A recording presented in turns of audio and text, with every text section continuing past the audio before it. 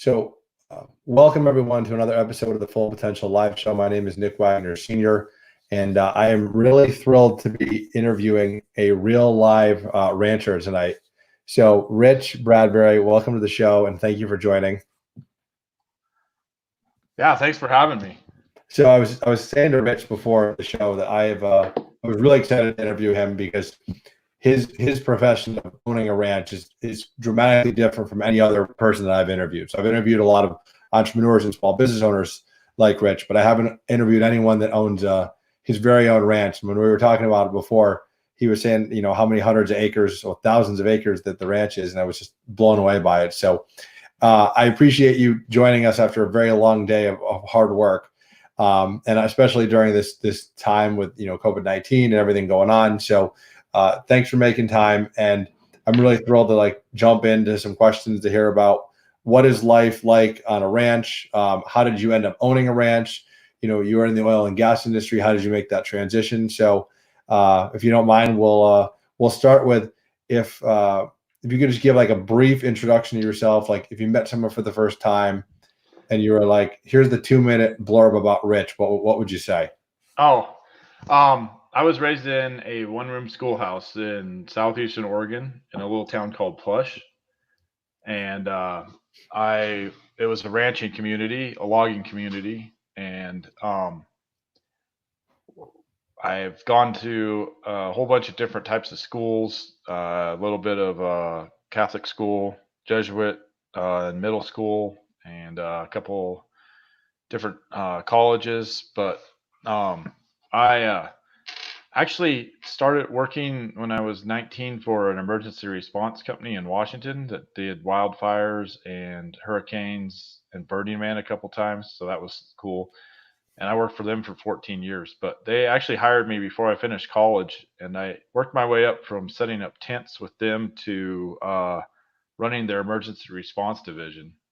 And I wrapped that up, came home, and thought I'd give my try at ranching. That was back in 2004 or so, and I bought some cows, and I gave it a good shot. And in 2008, when the financial collapse happened, I couldn't get leverage to buy more cows to stay in business, and that's how I ended up in the oil field.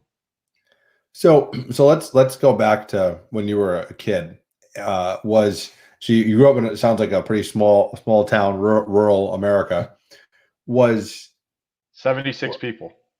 That's how big the town was? Yep, and it's 40 miles from any other. Well, it's 19 miles from a town with almost 100 people, and 45 miles from a town with over 2,000. Wow. So when you're growing up, the nearest McDonald's is almost 200 miles away. That gives people some perspective. So when you're growing up in such a rural part of the country, what I guess a couple questions was your thought for when you were going to be done with high school, that you were going to go to college, you were going to get a job, what was the kind of the mindset with your family on what you were going to do post your traditional education? The mindset was very much, well, the little county that I live in, southeastern Oregon, is predominant logging and ranching. And it had 7 mills at one time before the spotted owl was listed. So anybody that graduates within this county is virtually guaranteed a scholarship to go to any school that they want to, that they can get into. Oh, wow. I didn't avail myself. I decided to go the hard route, but yeah, so there's still that opportunity here. So at one time, the little community that I came to had the highest per medium education of any place in the state of Oregon. But that's changed a little bit as agriculture has become less of a part of the economy, and those type of the more educated people move up to the denser populated cities and that kind of stuff. So there was no doubt that I was going to go to college, and so when I sort of didn't jump right out and take college seriously, it caused a lot of grief with my family.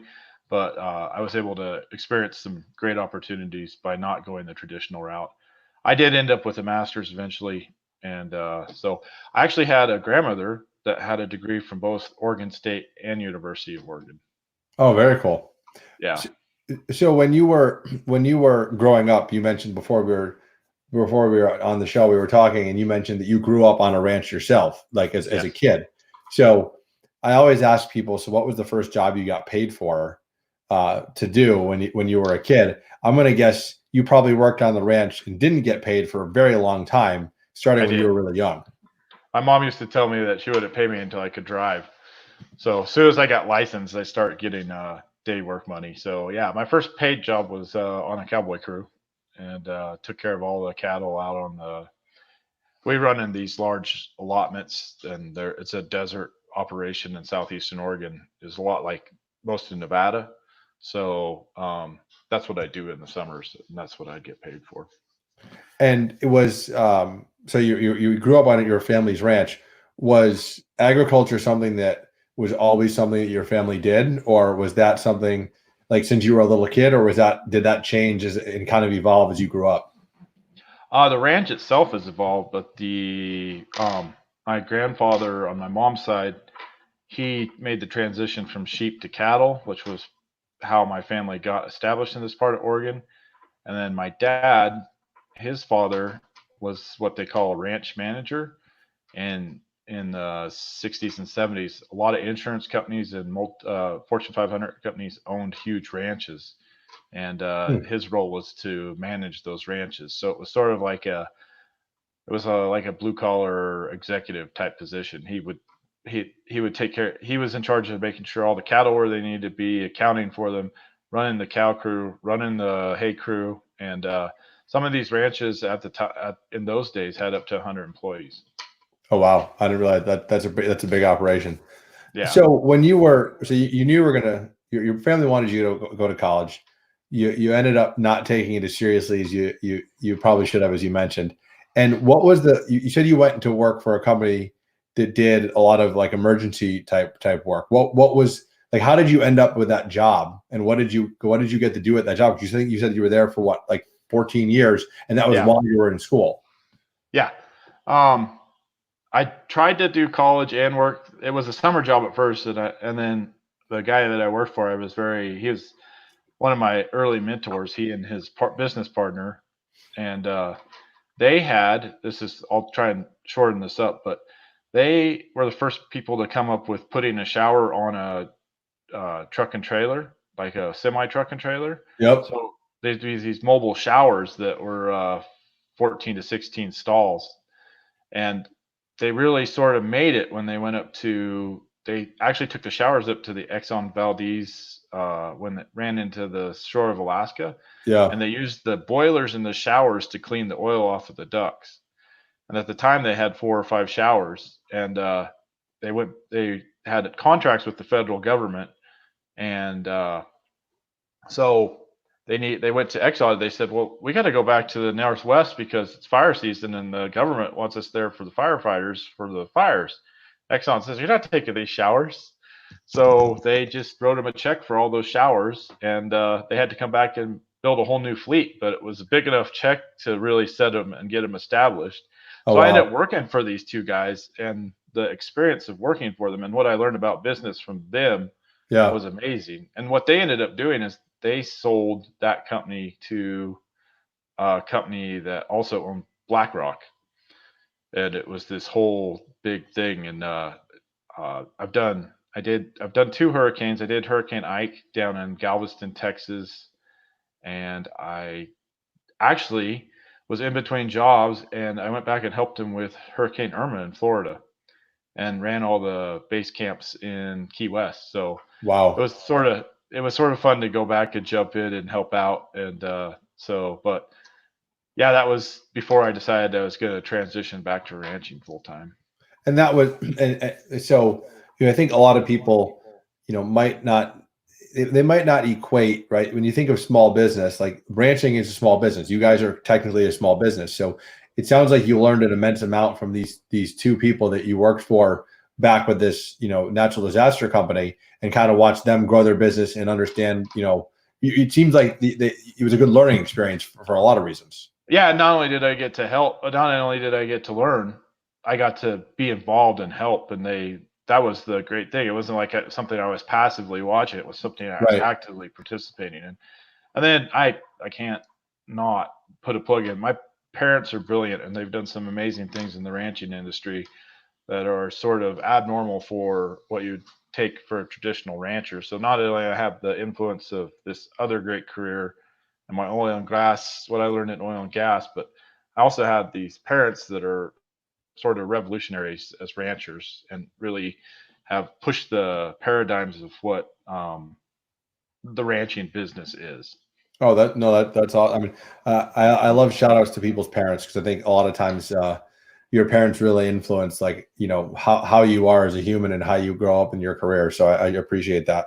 So when you were done with this role, working on the natural disasters, you tried to start a ranch. The Great Recession hit. You ended up pivoting out of that, and that's when you landed in the oil and gas industry. So is oil and gas a big part of where you are in the country as far as the Oregon, Nevada, Wyoming, that whole area? Is that a big part of it or no? No, I was sort of an anomaly. I ended up in Wyoming, which is a big oil and gas region, and then I ended up in the Balkan right during the beginning of the boom. So I was up there when people were still living in dog parks and there was no housing, and the facilities were like everybody. You would they couldn't stock the shelves at the Walmart fast enough. There was such an influx of people that moved in during that oil boom that you'd go into Walmart and they'd wait for pallets. They would literally sell water off the back of trucks. They wouldn't even take it into the Walmart. And what year was that? So that was 2010. And 2010. And what did you? So I think that's when you were working for Halliburton. So how did you how did you end up getting that job in the oil and gas industry? And did you have previous experience in that, or how did that happen? I just knew there was something going on in North Dakota. And if you ever tried to apply for an oil and gas job, it's incredibly mind-boggling because you don't understand what any of the job titles are. So I probably applied for 500-600 of them, and I finally get a call, and they were trying to get people, so it wasn't really hard to get a job. But they called me up, and they said, "Yeah, we want you to come up and be a pressure management engineer or an operator." And I was like, "Yeah, sure, great." And I was visiting with this lady, and she goes, "Yeah, why don't you come in for an interview?" And I said, "Well, wow, that's great. I always wanted to come in. I have not been to North Dakota yet. I want to come check that out." She goes, "Honey, if you want this job, you're going to have to come to Casper, Wyoming." And I said, "I'll come there too. That's fine." So jumped in my pickup, drove there, and interviewed. It was a surreal interview. And guy put his arm on me, took me up to the front. He said, "He's starting right now." And she goes, "No, he's not. He's got to do drug tests and everything." But that's how desperate they were at the time for people. And that's how I got my foot in the door. And it was a real labor intensive job. And I did it for about exactly a year. And then I transitioned into more technical side where I was where I would help guide the drill bit as they drill horizontal. So I ran the tool that went in the drill string that did that. Yeah. So that's what I did.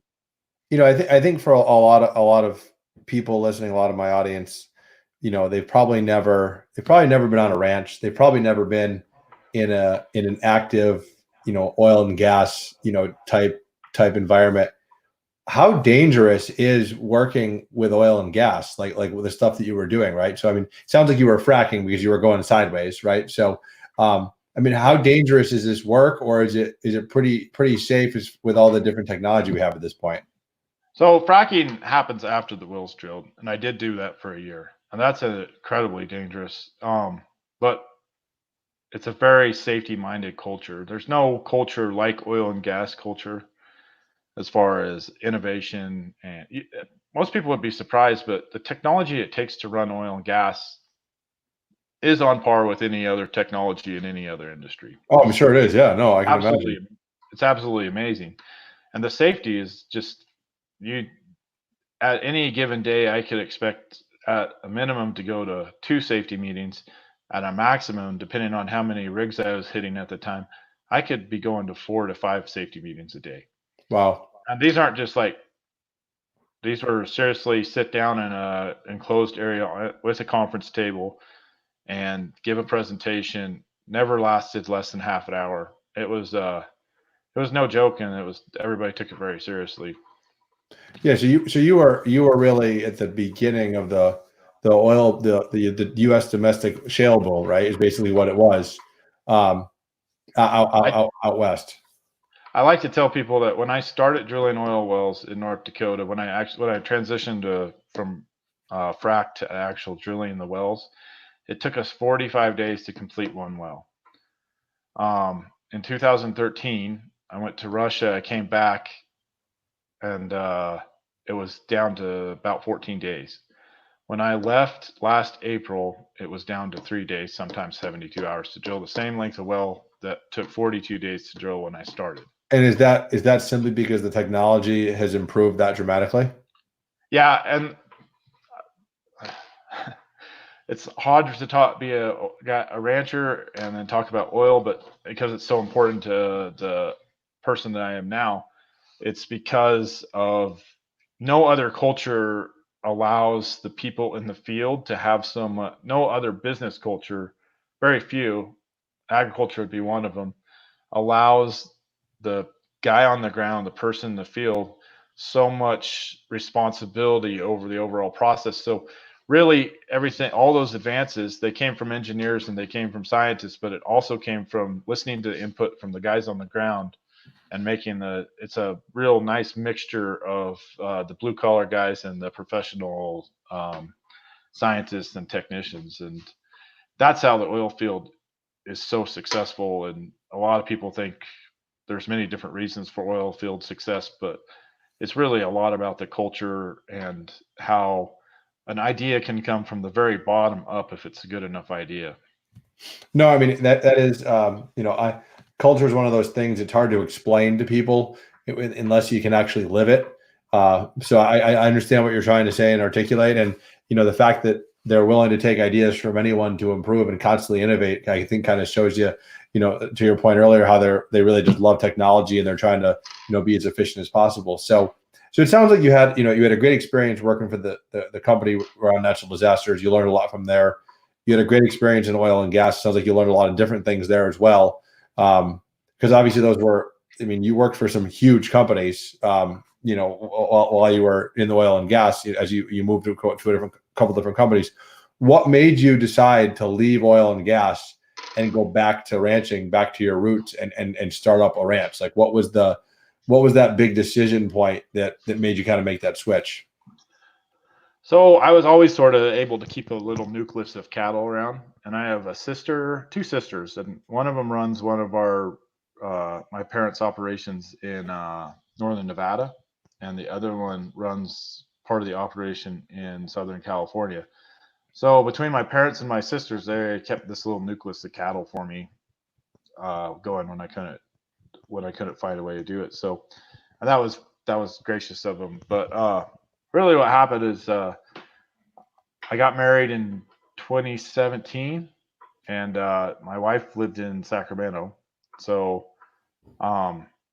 tried to come back and find a job around. It just how it happened. It sort of collided with the same time that it was the first bust in the oil cycle. So I came back, tried to get into commercial real estate. Then we got pregnant and had the kid. I jumped back into the oil field and went back to North Dakota and did a little work offshore. And then with having a kid, the pace of my schedule was just overwhelming for not just me, but my family also. So we just bit the bullet and thought we'd give this a try. And this is the first full year that we've been doing it full time. So a lot of transition, a lot of stress, but there's a lot of good days and some different bad days. But it's sort of you just sort of keep your head down and grind it out. So if you could share with the audience, so when we talk about a ranch, right, what does that entail? Like what is I know you have cattle, but what is your actual product? Do you sell meat to, distributors? Like, what is how does the business of ranching work? Because I think none of us, not everyone knows that, right? That doesn't, that isn't in the industry like yourself, and a lot of my audience has probably never even been to a ranch. So if you could share with us a little bit, like what is it? How does it operate, and what does the industry look like? So what we do is we run what they call cow calf operation. So basically seed stock. So we raise the calves that later go into the system, and that takes about a year. And most people traditionally they have a cow calf operation. They'll raise a calf to 400 or 500 pounds, and then they sell it. And then um, somebody will feed that calf, buy that calf, and they'll feed it until it's time to get harvested or processed. Some ranchers have the cow calf operation and also maintain their calves until they're 700, 800 pounds, and then they go into a feedlot, and then they go get processed. Depends on the resources that you have at hand. Um, my parents in the 80s started one of the first natural beef co-ops. So Mm. one of the first ones to go hormone free. And then later in the early 90s, they went antibiotic free. Oh And wow, they were really ahead of the curve. yeah, so we did that for that company's almost 30, almost 40 years old now. Um, in 2015, when I started talking about coming back home and trying to figure out a way to make it work, we decided that we'd start with a company that a grass-fed company, and create the same type of co-op model. So we're building a company called the co-op, that the natural beef co-op. They still go through the feedlot. We still sell some cattle through there because making this grass-fed transition is really difficult and very cost extensive. So it's not something that you can like snap your fingers and Got say, it. "Oh yeah, today I'm going grass-fed." So we still have uh, our one foot in the natural market, but we're developing this grass-fed market, and the natural one is called Country Natural Beef, and it sells in Seattle, San Francisco, Denver, um, Portland, some places in Texas, and I think we sell as far back as Minneapolis. Okay. And then the grass-fed co-op that we've been building for, I guess it was 2017. So we've been building that one for 2.5 years or so, and that one we're in Boise, Seattle, Denver, Salt Lake City, and we just started a direct marketing. So, and that one's called Desert Mountain Grass Fed Beef. So, And so you we're not in only that do one. you have to understand how to take care of animals and understand, like the your land and nature and all of that. You're also doing marketing and business plans and finances. I mean, the amount of different things you have to juggle on a daily basis is mind-boggling.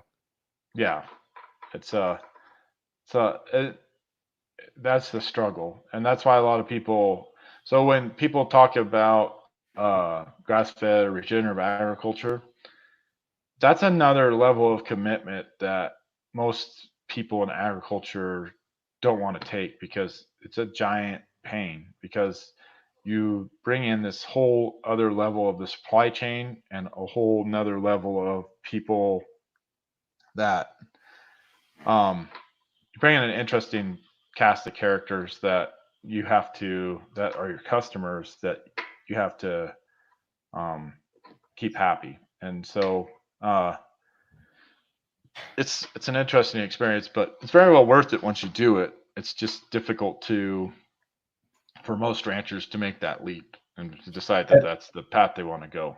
and Rich, why is grass-fed beef supposed to be better than anything else out there? Um, we're learning a lot about it first. Like a lot of the early claims that it's better hadn't really been substantiated. And just because you feed in your grass fed beef doesn't mean that it's much better than the grain fed beef. what it's coming down to is like what we're learning is it's just like the rest of the food in the United States. The nutritional density is just not there like it used to be like 40 years ago. So not only is our goal to raise grass-fed beef, but it's to get that land back to the place where it's creating the nutritional. It's the grass has the nutritional density to create the better beef, and they're starting to have studies where they're showing that the grass-fed product that's raised on really healthy ecosystem Mhm. has higher I different higher. I wish I could think of them right off the top of my head. I know omega-3 is one of the big ones Got it. that, but 2 years ago they weren't sure. Now they've done studies and they know that in some cases, on some very isolated, on some ranches, they're getting nutritional density in that those grass-fed cattle that they just aren't getting in other grass-fed products or in feedlot situation. You just can't get there. I mean, it's amazing to me the amount of science that goes into this. So, what was the name of your direct marketing company again? I think I missed the name of that one. So we retail and direct market now, and that's called Desert Mountain Grass-Fed Beef. We'll have to link to that in the show description, so if people want to go check it out and buy some grass fed beef from you, they'll know where to get it. By all means. So, a couple questions. Like when people think of ranches, like you said earlier, when we were prepping for the show and talking earlier, they have like a vision in their head probably of what a ranch looks like and what farming looks like in America. But for those of us that have not been to your ranch, how many acres is it? How many cattle do you have? What is a ranch of your size look like?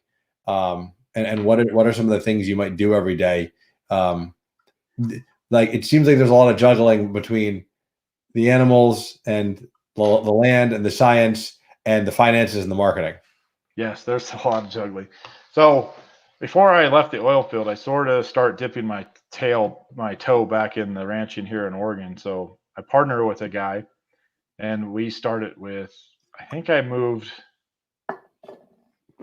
had about 120 head 3 years ago, and he had 60 head. And then we took on some customers, some cattle, some outside cattle, some other people's cattle. So we took on another 160 head.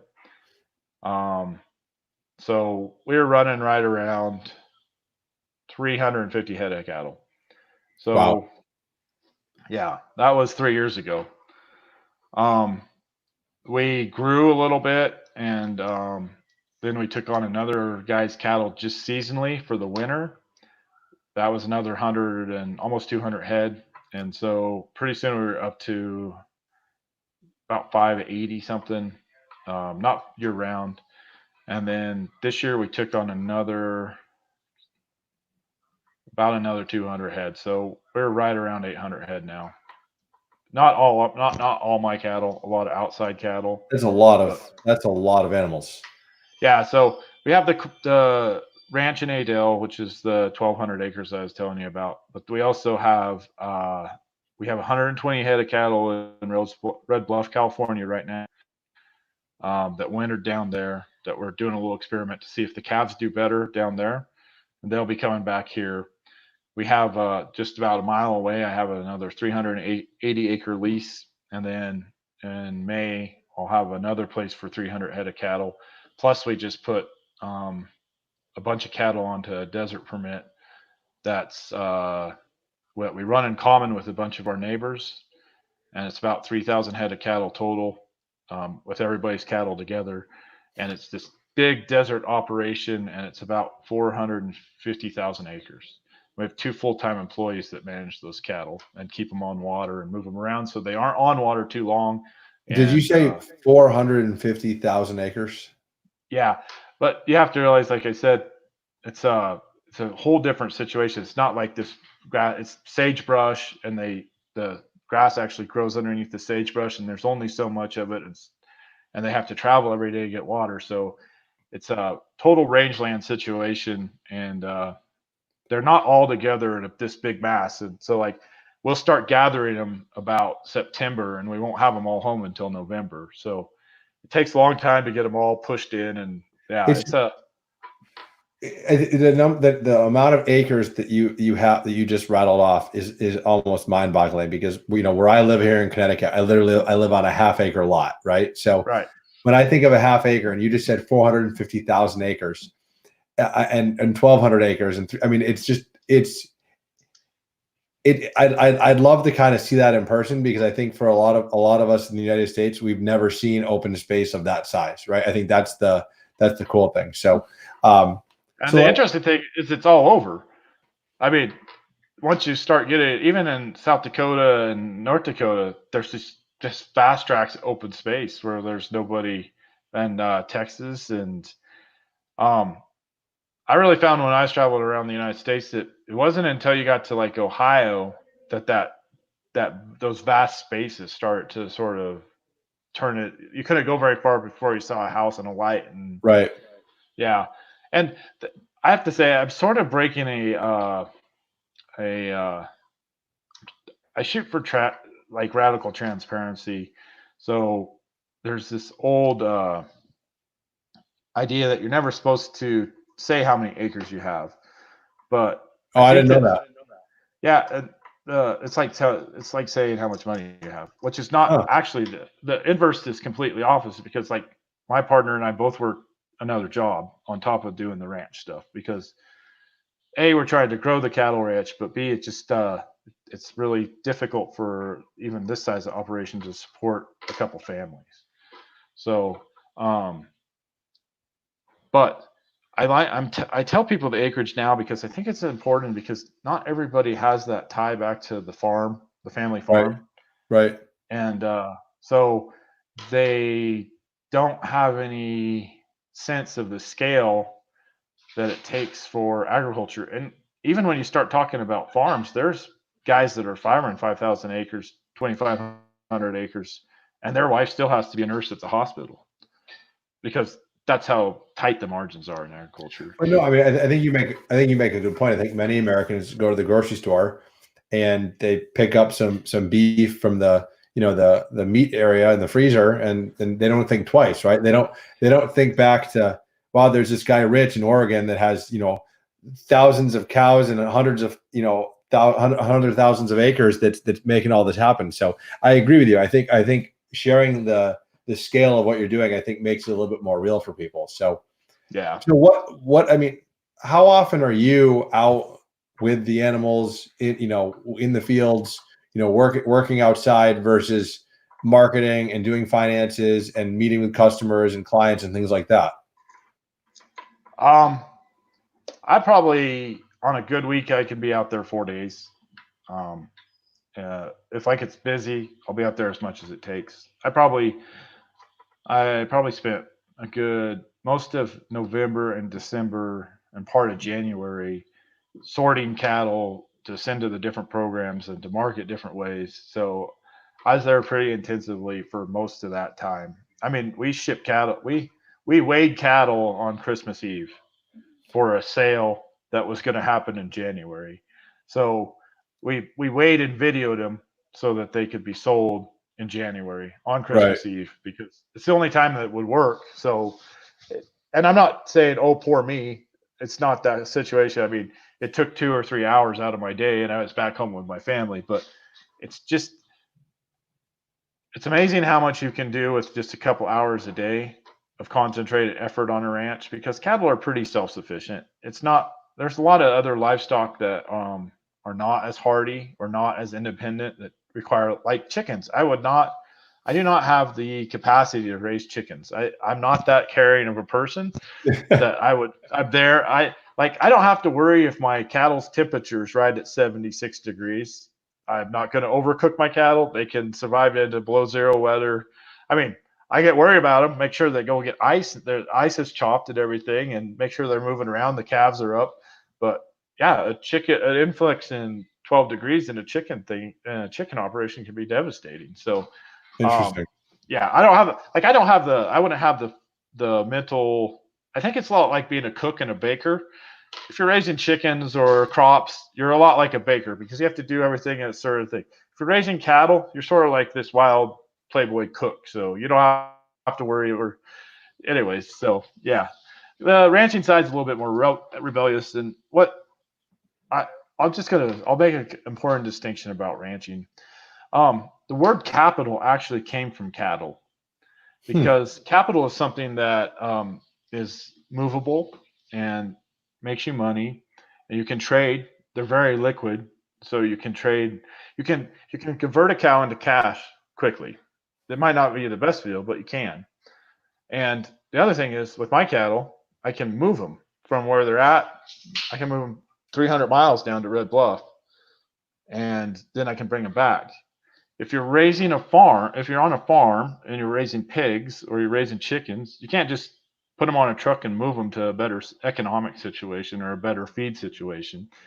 You're sort of isolated. You're sort of isolated to that region of the country where you're at, because especially like with a farm, if you own a farm that raises corn, you can't move that farm. Correct. Right. So there's a big difference when you're a cattle person, and the fact that your options in the way that you do business is not how traditional Americans think of, like the farmer that has his tractor in his barn, goes out. So like I just called a guy today to lease some pasture possibly in Central Oregon next winter. I've never been there before, but it's a good opportunity, and I can take a lot of cattle there and have less expenses and see. So as a rancher, those are options I have that traditional, when most people think about farming, that somebody that farms corn in Iowa Right. can't go and say You can't move the corn. Yeah, or you That's a can't good move your point. farm. Right. So That makes sense. yeah, So this has been a fascinating conversation. It's I think, like you said, for many Americans, they're not familiar with, the agricultural side of, what goes on to make, a majority of the food that we eat in the US. So I appreciate you sharing everything with us tonight. I want to close with the question I ask every guest, which is, what is the one thing that has helped you be so successful, right? So what is that one thing that's helped you reach your full potential that you would want to share with my guests as something that you would recommend that they do? Because obviously you had, different, I'd say 3 different careers when you think about it, right? You had your time with the natural disaster company, you had the oil and gas, and now you have ranching. You've been successful in all 3. So what's that secret recipe that you want to share with everyone that's made you successful? Some days I don't feel so successful, but I always you always see those memes with like what it's like to be an entrepreneur. It's this roller coaster ride. It's these peaks and valleys, and like sometimes you're setting the world on fire, and sometimes you're like, I'm gonna die. I've ruined my entire financial future. Everybody's going to go starve to death. My wife's gonna leave me. But I think through all the bad news, you just have to stick through it and just keep working forward and work the problem. And maybe what I've learned through my careers is, they were talking about in a podcast I was listening to yesterday, empathy. Like, so you tell a story of the single mother that's struggling, and you have to do this because her story is such and such. But I think you really have to sometimes stand back and look and say, this is the way I feel, but what are the dollar and cents? What are the metrics I need to be looking at to help me work through this problem? Because that's what we look like. That in the oil field, things are always going bad until you get that next round of data, and then you look and like, oh, we're not as screwed as we thought we were, and then you go a little bit farther, and it might look bad again, but in the end, it usually works out. But you just have to keep working the problem until the very end. And so, in cowboy slang, it's called stick-to-itiveness. So I'd say just maybe the most thing that I might be successful is because I have this sort of stick-to-itiveness, stayer attitude. And it's not something that I develop lightly. It's something that it still falters with me. But I've found that the more that you just grind it out and stay with it, the things usually work out for the best. No, I think that's great advice, and I think it kind of goes back to, hard work will eventually get you where you want to go, right? It's not going to happen. Things aren't going to just magically happen overnight, and all of a sudden you're successful. got to work at things, and you've given some great examples of that. So again, I really appreciate you jumping on. I know how busy you are with your family, with the ranch, and this was a fascinating conversation. And I think for those out there, right? So I think it's Double Oarlock is the name of the ranch, correct? Yes. Yep. And then so it's doubleoarlock.com. So people can go check that out. And we'll make sure we include that in the show description as well. And you've got some absolutely stunning pictures there from of your property with the cows. So thank you so much, Rich. I appreciate you making time, and we wish you the best. It's great visiting with you, Nick. Thank you very much. Thank you, sir. All right.